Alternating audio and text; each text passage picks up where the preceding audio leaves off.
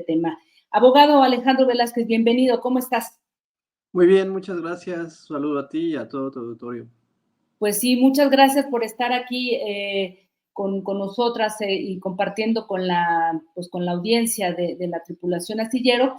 Ustedes lanzaron un comunicado el fin de semana, se posicionaron entre sorprendidos, diciendo que les parecía que esto no estaba muy claro, porque decían ustedes que, o sea, el hecho de que una ley establezca que no se privatice el agua, eso no va a resolver realmente el problema que tenemos en la sociedad, en la Ciudad de México, sobre el uso irregular y de que algunos pocos se beneficien del agua, mientras que en otras zonas haya una gran escasez. Cuéntanos, por favor, en términos generales, Manuel, ¿de qué estamos hablando?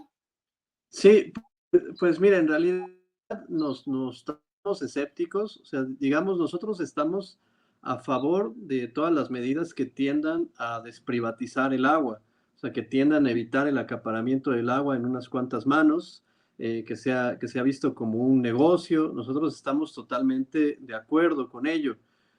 Sin embargo, consideramos que todavía falta que se especifique, que se detalle en qué consiste esta reforma que fue aprobada y publicada en la nueva ley ambiental, que va un paso más allá de lo que ya está reconocido en la Constitución Política de la Ciudad de México. En la Constitución de la Ciudad de México ya se prohíbe la privatización de los servicios de la gestión del agua potable. Por eso el sistema de aguas de la Ciudad de México es quien brinda ese servicio, a diferencia de otras entidades federativas como Puebla, por ejemplo, en donde el cobro, la facturación está a manos de una empresa privada, y eso hace que haya muchos recortes irregulares, que haya muchas quejas, porque pues lo ven como un negocio. Eso ya está en la Constitución de la Ciudad de México, que está prohibida la privatización del servicio de agua. Ahora, en esta reforma se dice que se prohíbe la privatización no del servicio nada más, sino del agua en sí misma, y que también toda la gestión del agua en la Ciudad de México debe ser pública. Entonces nosotros decimos, bueno, está bien, pero si ya estás prohibiendo la privatización del agua, el efecto inmediato tendría que ser eliminar todas las posibilidades que existe de que privados ya apropiados del líquido la comercialicen. Por ejemplo, piperos que hacen su negocio a través de la venta de agua en las pipas, en las zonas donde escasea el agua embotellada, pues las purificadoras de agua. Mobiliarias. Ajá, las purificadoras de agua también, o por ejemplo, esto con respecto a la privatización del agua en sí misma, no de la gestión. Ahora, respecto a la gestión, si la nueva reforma dice, pues toda la gestión debe ser pública, pues nosotros pensamos que eso también implica que ya no debería haber concesiones para refresqueras, para inmobiliarias, para grandes consumidores en la Ciudad de México, porque la gestión debe ser pública, entonces no debería haber pozos administrados exclusivamente por privados. En ese sentido, pues nosotros sacamos un comunicado diciendo, pues si ya está publicado, si esto ya es ley, pues a partir del día siguiente de la publicación deberían prohibirse todas esas actividades. Y si no se hace es porque esta reforma realmente no está modificando nada que no esté ya escrito en la Constitución de la Ciudad de México y fue puesta como un elemento demagógico en el sentido de ganar un titular, pero que no está cambiando las relaciones de poder, las relaciones de acaparamiento. También, por otra parte, comento, o sea, en la Ciudad de México la privatización del agua no es el principal mecanismo a través del cual los privados acaparen el líquido. Por ejemplo, Six Flags, que ahora fue muy sonado por este tema de la tala de árboles, en el año 2021, por una investigación de David Martínez para Reporte Índigo, fue el cuarto consumidor de agua de consumo no doméstico en la Ciudad de México. El primero en ese año fue Hipódromos de las Américas. Y ellos no tienen el agua privatizada, solamente están conectados a la red pública, y al estar conectados a la red pública ya están acaparando el agua y gastando millones de litros de agua diarios, mientras hay habitantes de la ciudad que no tienen nada. Entonces, pues, digamos, y ellos no han privatizado nada del agua. Entonces, el llamado que hacemos en concreto al gobierno de la Ciudad de México es, pues, si es cierto que el agua ya no va a estar privatizada, prohíbe estas actividades y garantice el agua suficiente, accesible, de calidad, a costo accesible para la ciudadanía, y si no se hace, pues entonces Es una reforma que nada más ganó un titular, pero que no está modificando en nada de los problemas, de las desigualdades que existen en el consumo de agua en la Ciudad de México. Manuel, explícanos un poco Alejandro. perdón, Alejandro, discúlpame, para quienes no están totalmente familiarizados con todo o sea, de cómo se distribuye el tema del agua en la Ciudad de México, ¿no? Dado que, como tú bien lo dices, en la Constitución actual está prohibido, pues, ¿no? Se garantiza el uso abierto del agua. ¿Cómo está, digamos, distribuido? ¿Quién, o sea, cómo los privados, ahora que tú mencionas lo de Six Flags, las inmobiliarias, que también es un gran problema y que entiendo que se abastecen de pozos que les han sido concesionados, ¿cómo está organizado? Si nos puedes ayudar a entender Sí. todo este entramado que es muy complejo, y cómo está ahí, por ejemplo, SACMEX, ¿no? Trabajando con todo ello. Así es que si nos puedes ayudar, por favor.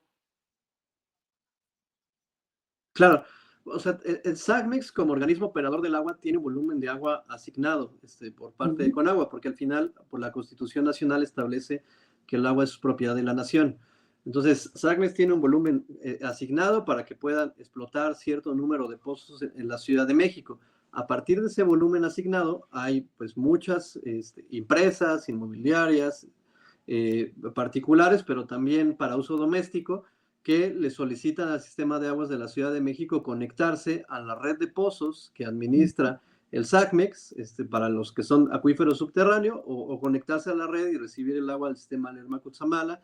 Entonces, ese es un mecanismo. El SACMEX gestiona esa agua que tiene asignada y maneja sus propios pozos, y cuando un gran inmobiliario o un megaproyecto quiere tener agua, lo único que hace es solicitar un dictamen de factibilidad.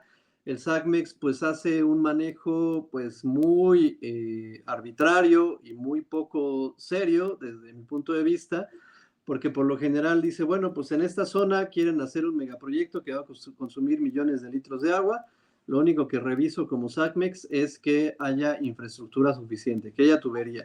Si va a pasar agua por esos tubos o no, al SACMEX realmente no lo revisa a detalle, sino nada más le pide al inmobiliario o al constructor que repare o que haga más grande el diámetro de las tuberías, y con eso pues logran conectarse. En ocasiones, y fue algo que también denunciamos, el SACMEX le pide a los inmobiliarios, a los empresarios, que le donen un terreno para que ahí hagan un pozo para abastecer prácticamente estos nuevos desarrollos. Es un pozo que administra el sistema de aguas de la Ciudad de México, pero es un pozo que se construye para abastecer a los nuevos.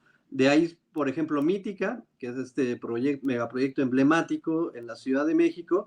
El SACMEX fue quien le dijo a Mítica, dóname este terreno para que tengas tu pozo de agua. Prácticamente fue así, le tengas su pozo de agua. Mítica no Mítica, donó el ¿no? terreno. ¿Perdón? Mítica le solicita al gobierno, perdón. No. El gobierno solicita a los empresarios, necesito que me dones de tu terreno donde vas a construir un terreno de 200, 300 metros para que aquí haga un pozo de agua. Ya. Entonces, se construyen nuevos pozos, pero se construyen por la demanda de los nuevos megaproyectos, no por la demanda de los habitantes que carecen de agua, ¿no? Entonces, Mítica hizo eso, pero Mítica en realidad no donó el terreno, hizo un contrato de comodato, es decir, mantiene la propiedad del terreno y, digamos, le da el uso gratuito al SACMEX, y así Mítica recibe agua de ese pozo y de otras fuentes de agua, porque también reciben esa colonia, ese pueblo y las colonias cercanas reciben del sistema Cutzamala. Entonces, ese es uno de los mecanismos. Pero hay otros mecanismos en los cuales el empresario dice, pues yo no quiero conectarme directamente a la red que administra SACMEX, voy a Conagua, solicito que derechos, hago un pago por derechos para explotar agua subterránea, es decir, para explotar un pozo, y entonces Conagua le dice, sí, sí puedes, y entonces el inmobiliario o el empresario tiene la posibilidad de abrir su pozo para abastecerse a él mismo. Ahí ya no se está abasteciendo, en teoría, de la red de agua del SACMEX, sino que directamente está acudiendo a Conagua para que le den un pozo para explotar. Esos son como los dos mecanismos que existen para abastecerse de agua para este tipo de proyectos: acudir a SACMEX o acudir a las concesiones que da Conagua. Y ambos mecanismos pues realmente son tan flexibles que no se requiere hacer mucho más que pagar una suma de dinero y ya grandes plazas comerciales, proyectos, cerveceras, etcétera, embotelladoras, pueden tener el acceso a líquido. Esa es en Pues general la gestión, sí. es complejo, ¿no? Es muy complejo porque también ustedes hablaban de, finalmente, la venta de agua por parte de pipas es un servicio privado, ¿no? Que Así abastece a es. zonas en donde hay escasez. ¿Qué pasaría? ¿De dónde obtienen, por ejemplo, esa agua, las pipas, y cómo podría entrar, digamos, en conexión con esta ley? Sí, o sea, las pipas se pueden, hay algunos pozos en la Ciudad de México que tienen lo que le llaman garzas. Entonces, ahí digamos que es donde se pueden conectar los carros tanques, se pueden conectar a estos pozos. Para ello, pues el empresario, el privado, pues paga una cantidad de dinero al SACMEX para poder acceder y poder cargar sus pipas ahí. Pero digamos, tampoco hay límite. O sea, nada más con que se pague el pago de derechos correspondiente por obtener el agua de estos pozos con garza, pues los piperos pueden sacar agua y agua y agua de ahí, sin ningún problema. Ese es el mecanismo legal. Ahora también pues, se han identificado mecanismos ilegales, es decir, de huachicoleo del agua, en el cual a través de tomas ilegales pues extraen el agua para llenar estos carros tanque. Eh, para nosotros ese hecho de que pasa de la red pública al tanque privado y el privado ya lo puede comercializar, o sea, porque ya lo está vendiendo como algo suyo, ya es privatización del agua. Y eso es lo que nosotros pensamos que con la reforma debería estar prohibido. Debería avisárseles a los que se dedican a esto que eso está prohibido. Pero por eso nosotros queremos tener la certeza de qué está entendiendo el gobierno de la Ciudad de México por la privatización para saber si estos negocios se van a terminar y en consecuencia el gobierno va a garantizar algo, un pendiente de hace décadas en la ciudad.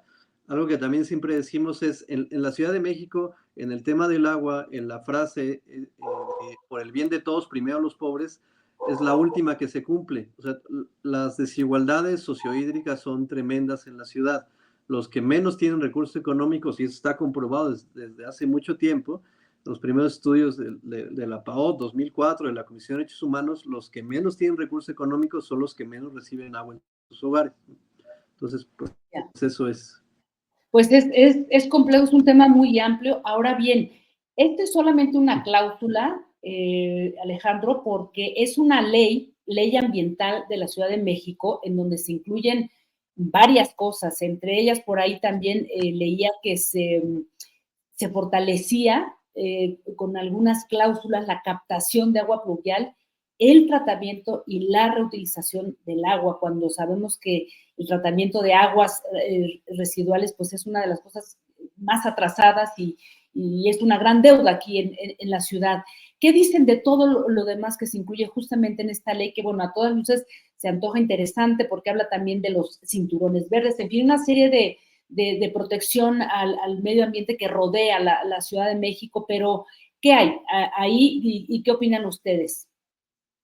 Está bien, o sea, el tema de la captación de agua es una demanda de muchas organizaciones sociales, de movimientos urbanos, de los pueblos, que haya captación de agua en espacios públicos, en las escuelas, en instituciones públicas, que sea un mecanismo que ayude a pues, paliar esta situación pues, que estamos viviendo, que se acelera con el cambio climático, de que pues, la precipitación media anual en la Ciudad de México pues, va a la baja en realidad.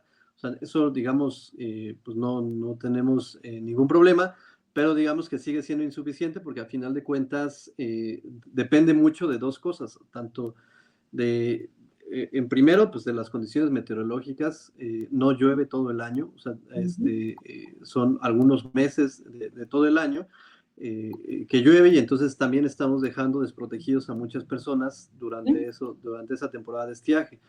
Y la otra cuestión es que también depende mucho de la capacidad de almacenamiento. Eh, los hogares no cuentan con una capacidad de almacenamiento suficiente eh, que les permita que la captación de agua de lluvia haga un cambio, digamos, significativo o radical. O sea, ayuda para cuestiones extremas, es algo importante, necesario, ojalá todos tuviéramos acceso Ya. a ello, pero pues frente a los retos que implican esta mega urbe, pues digamos que es un paso todavía corto. ¿Qué están esperando, Alejandro? O sea, ya mandaron ustedes la petición al jefe de gobierno, Martí Batres. ¿Qué esperarían?